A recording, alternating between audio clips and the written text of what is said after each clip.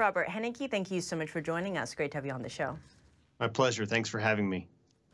So Trump and his 18 co-defendants will be arraigned in Georgia next Wednesday. The current calendar suggests that Trump will be embroiled in all of these different cases in courtrooms from Miami to New York during election season.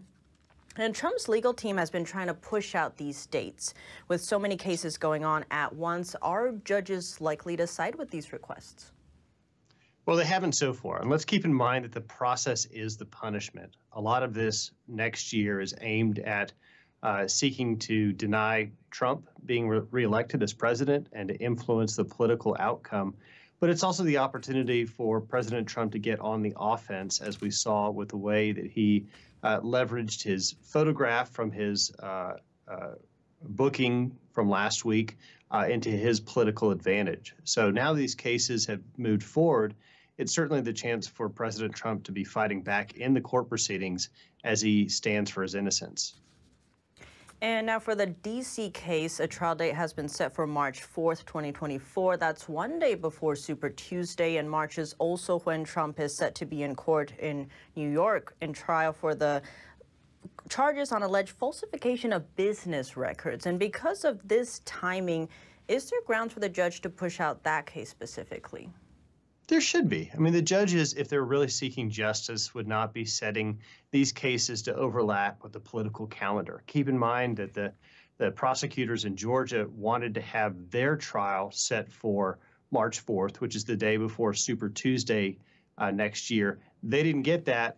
So then another case that's going after President Trump, the one in D.C. this time, set their trial date for that. So it's obviously intended to influence the political calendar and the electorate and lining up with that.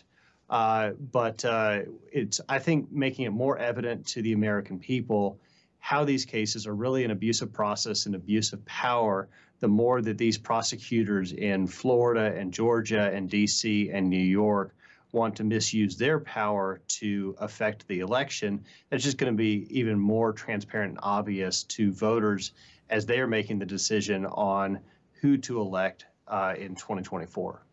And now, in terms of the Georgia case, lawyers for Mark Meadows are making their arguments to a federal judge in Atlanta today to move the case from state to federal. How would that impact the case?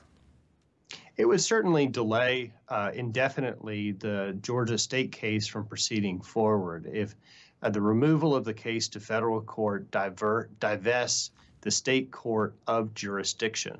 And so the case would be transferred to federal court, and the state courts in Georgia would lose their authority over that while the federal court case proceeded. So we'll wait to see on that. Certainly one possibility is that the outcome of the removal could be appealed, could be litigated even further. So that could further push off the timing of when the Georgia criminal cases would be allowed to proceed forward.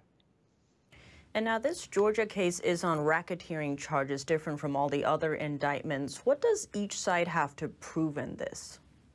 It's twofold. Well, first of all, President Trump and his co-defendants don't have to prove anything. They are entitled to the presumption of innocence under our Constitution.